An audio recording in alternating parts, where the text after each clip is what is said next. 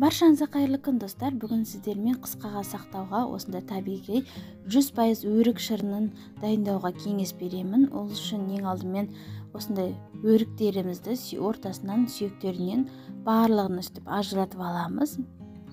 Мендегі мұнда 3 келі өрік болды. Енді тазалап алған өріктерімізді осылай блендердің көмегімен немесе ет тартқыштың көмегімен езіп алсаңыздар да болады. Ендігі кезекте міне екіншісін езіп дайындап алдым. Енді оны бөлек ыдысқа салып аламыз екеуінде. Одан кейін үстіне мендегі 2 чашка ыдыс болды.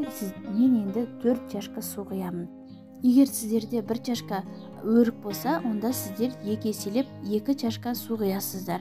Енді міне барлығын салып болғаннан кейін оттың астына қойып қоямыз. Міне бір қайнағаннан кейін осылай көбіктерін алып тастаймыз барлығымен. Одан кейін өлшеп алған 800 граммдай қантымызды саламыз. Одан кейін үстіне 1 чай қасық лимон қышқылын саламыз. Барлығын салып болғаннан кейін жақсылап араластырып аламыз. Одан кейін 15 минуттай тағы бір қайнатып аламыз. Одан кейін біздің шырындарымыз дайын болады. Енді жақсылап жуып алған банкаларымызды осылай булауға қойып қоямыз. 3-4 минуттай. Жанына крышкаларымызды да 5 минуттай қайнатып аламыз. Енді барлығын қайнатып болғаннан кейін осылай банкаларымызды ішіне құятын боламыз. Мен осындай ешқандай сүзгінің көмегімен қолданған жоқпын. Осындай мякоттармен ұнағандықтан осылай мякоттармен бірге құйып алдым.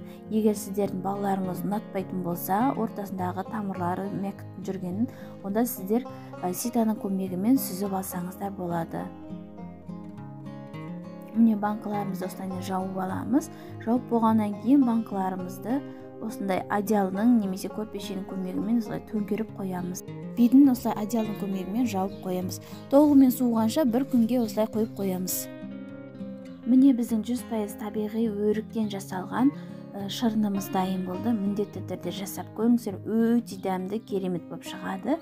Достар, менің қазақша каналымның алға дамуына өз үлестеріңізді қоса кетсеңіздер, ол үшін төмендегі қызыл подписаться кнопканы бассаңыз, және төмендегі лайк пен пікірлеріңізді жасай кетсеңіздер, көп рахмет.